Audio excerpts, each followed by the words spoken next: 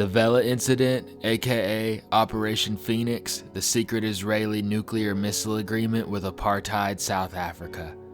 The year is 1979. The Cold War has the world on an atomic edge. The United States and Soviet Union are locked in a tense nuclear standoff, eager to expand their nuclear arsenals.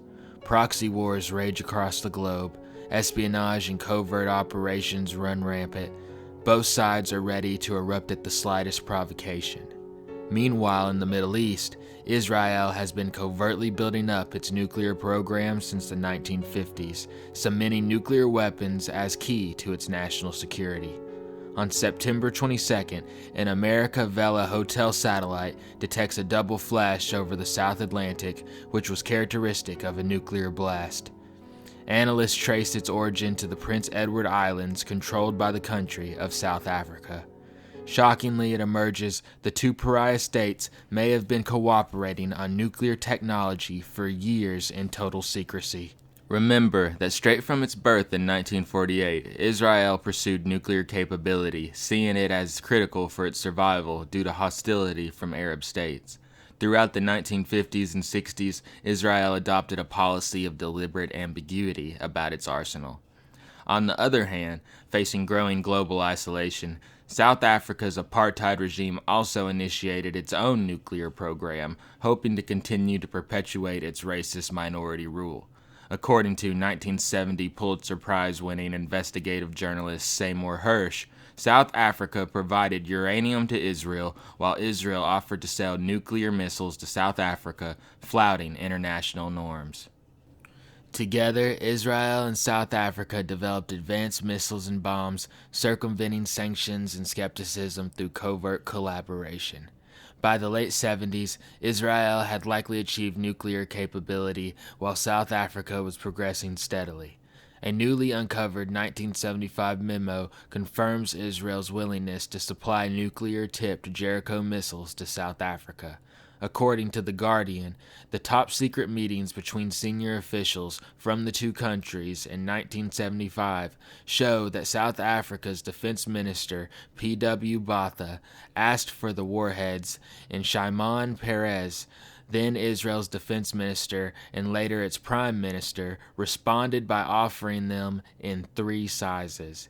The two men also signed an agreement governing military ties between the two countries that included a clause stating that the agreement was to remain secret. The apartheid-era military wanted the missiles as a deterrent and for the use of potential strikes against neighboring states. The documents also show that both sides held a meeting on the 31st of March, 1975. Polako Sarinsky writes in his book, The Unspoken Alliance, Israel's Secret Alliance with Apartheid South Africa. At the talks, Israeli officials formally offered to sell South Africa some of the nuclear-capable Jericho missiles in its arsenal. Russian spy and senior naval officer in the South African Navy, Dieter Felix Gerhardt, claimed that he was able to gain access to top-secret documents which showed the offering for the details of the purchase of a Jericho missile system from Israel to South Africa. By April 1982, South Africa had successfully developed its first Hiroshima-style nuclear weapon. The mysterious double flash on September 22, 1979, was likely a secret missile test by the two allies to further the country's nuclear plans. Israel's role in enabling an apartheid regime with nuclear capabilities cannot be ignored. Its risky actions in spreading nuclear technology undermined resistance to institutionalized racism. Decades later, Israel maintains its policy of deliberate ambiguity while continuing to threaten nuclear retaliation.